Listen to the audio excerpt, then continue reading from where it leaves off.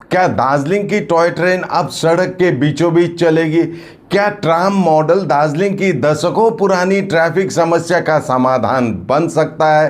कल्पना कीजिए, दार्जिलिंग की सड़क बीच में आराम से चलती टॉय ट्रेन, दोनों तरफ बिना रुके गाड़ियां, न लंबा जाम न घंटों का इंतजार।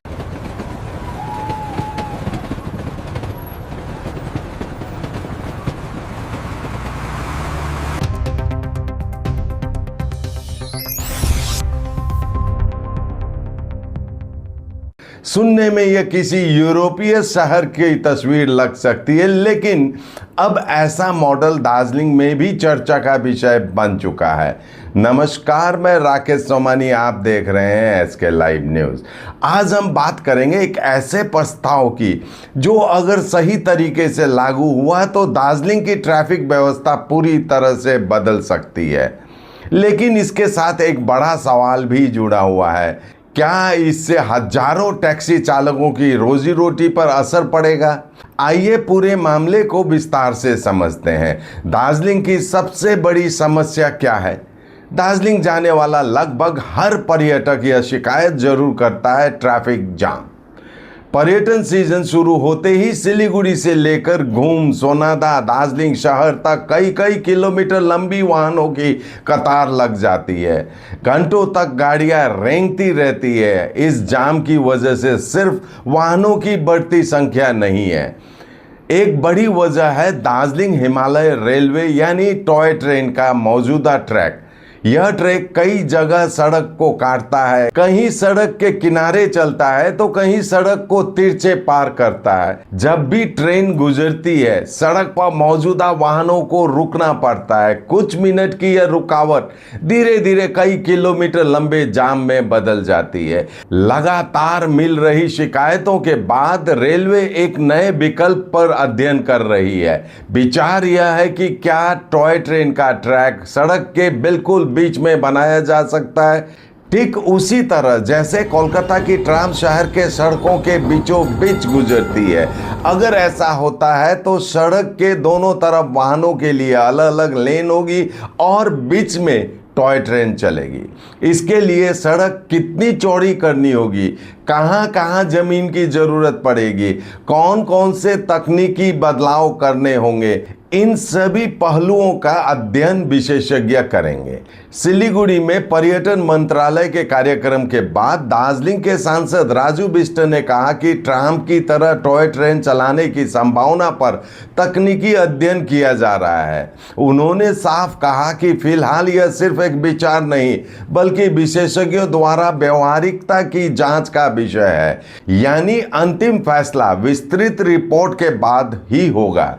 सुनते हैं राजू बिष्ट ने क्या कहा। रेल और रोड का वो भी सर्वे चल रहा है। उसमें टेक्निकली एक प्रॉब्लम ये आ रहा है कि जब रेल आता है तो जो ट्रैक है उसको थोड़ा स्पेस चाहिए होता है। तो थोड़ा ट्राम जो है जो कलकत्ता में चलता है और ट्रेन में थोड़ा फर्क है, तो उसको कैसे सिंक्रोनाइज कर सकते हैं उस पर थोड़ा सा अभी मतलब टेक्निकल लोग, इंजीनियर लोग उसमें थोड़ा सा काम कर रहे हैं। लेकिन ये प्रस्ताव है और उस पर जो है आगे बढ़ने के लिए जो है डिपार्टमेंट तैयार है, रेलवे की तरफ से भी स्वीकृति है। अगर यह योजना सफल हुई तो सबसे बड़ा फायदा क्या होगा? बिना सर्जरी सुरक्षित और भरोसेमंद देखभाल के लिए आज ही आए doctor Batraj homeopathy clinic, Basant Vihar complex, Don Bosco road, Siliguri. Contact 7045000666। अब जरा कल्पना कीजिए, टॉय ट्रेन बीच में चल रही है, सड़क के दोनों तरफ वाहन लगातार चलते रहेंगे। हर कुछ मिनट में ट्रेन आने पर ट्रैफिक रोकने की जरूरत नहीं पड़ेगी। सबसे पहले ट्रैफिक जाम में भारी कमी आएगी।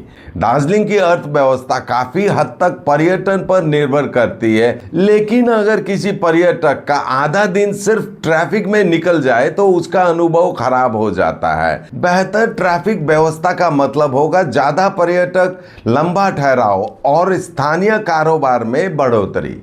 क्या टॉय ट्रेन को सिर्फ विरासत नहीं, सार्वजनिक परिवहन भी बनाया जा सकता है? यहीं से शुरू होती है सबसे दिलचस्प बहस। आज टॉय ट्रेन को ज़्यादातर लोग एक हेरिटेज टूरिस्ट राइड के रूप में देखते हैं, लेकिन क्या इससे रोज़मर्रा के परिवहन का हिस्सा बनाया जा सकता है?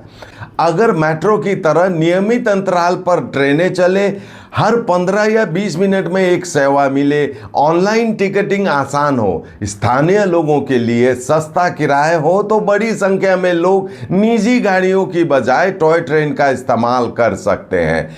इससे सड़क पर वाहनों की संख्या भी कम होगी, यानी एक साथ दो फायदे, पर्यटन भी मजबूत होगा और ट्रैफिक भी कम होगा।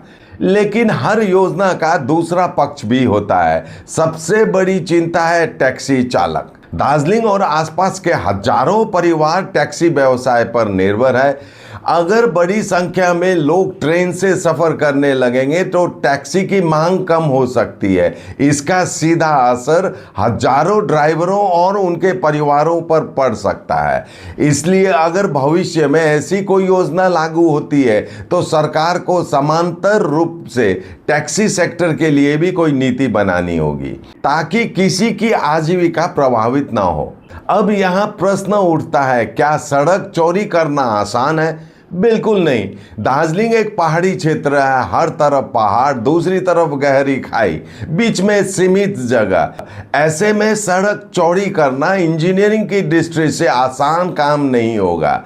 अगर तकनीकी रूप से यह संभव साबित होती है और पर्यावरण तथा स्थानीय लोगों के हितों को ध्यान रखा जाता है तो दार्जिलिंग भारत का पहला ऐसा प्रमुख हिल स्टेशन बन सकता है जहां विश्व धरोहर टॉय ट्रेन आधुनिक शहरी परिवहन की तरह सड़क के बीच से नियमित रूप से चले।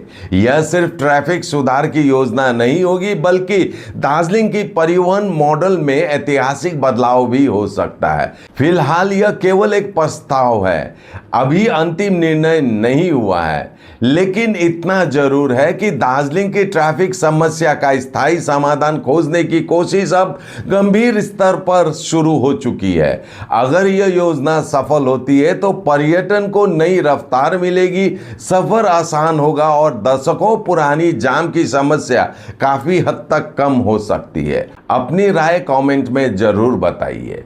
धन्यवाद।